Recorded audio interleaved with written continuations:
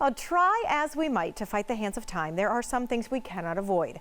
For instance, when a man reaches the age of 50, his chances of having prostate cancer rapidly increase. And add in, race, ethnicity, and family history, and the risk goes up even more. As we approach National Prostate Cancer Awareness Month, we're looking at this innovative way to fight the disease with segment sponsor Columbus CyberKnife.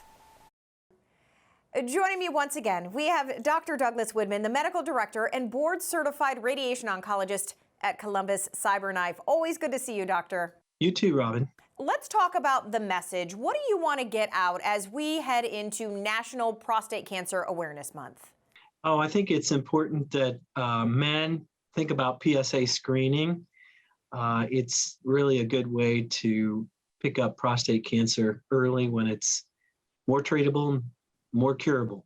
Okay, and risk factors. Are there any that would increase a man's chance of being diagnosed with prostate cancer? A lot of it is the same as it is with other cancers. You know, if there's a family history, men that are older in age, let's say, 55 and older, there's a higher incidence of prostate cancer among African American men as well. You mentioned the PSA numbers and the screenings. We know that that is obviously an indicator, but are there any other signs, symptoms that men may be able to, say at home something's happening, let's go in and get this checked out? The answer is usually not.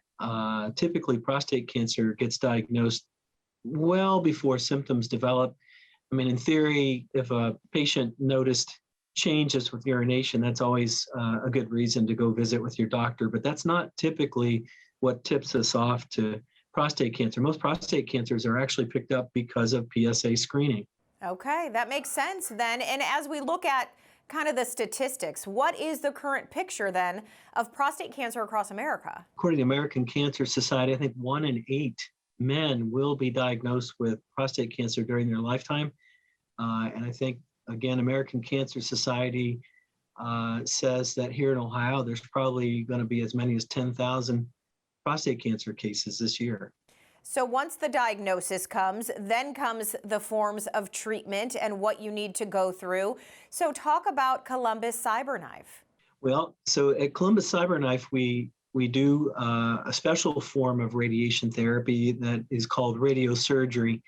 And it's still radiation therapy. It's still the high energy X-ray beams that are utilized whenever someone talks about radiation therapy. What's unique about CyberKnife is that we are doing this thing called radiosurgery, and it allows us to do the radiation much faster. It's a much shorter course of treatment instead of the old weeks upon weeks of treatment. It's just days of treatment.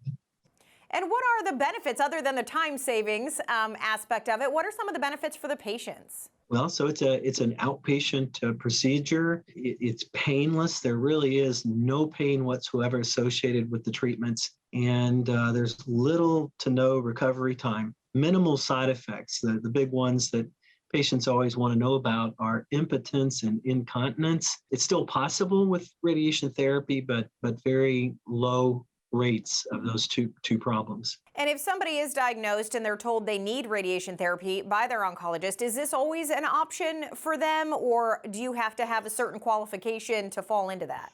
Yeah, no, I mean, really any patient that's a candidate for radiation is a candidate for this type of radiation. There's really no scenario that I could think of where a patient wouldn't be eligible for CyberKnife radiation therapy. If their doctor is talking to them about radiation as an option, and that's really what it comes down to, it's either really surgery or radiation, CyberKnife is one option for radiation. All right, absolutely. I want to tell people columbusck.com, and especially as we head into National Prostate Cancer Awareness Month, be aware of your body, get the screenings if your doctor obviously says that you qualify for those, and just be more aware of your health. Always a good message. So Dr. Widman, thank you so much. Thank you for having us, Robin. Appreciate it.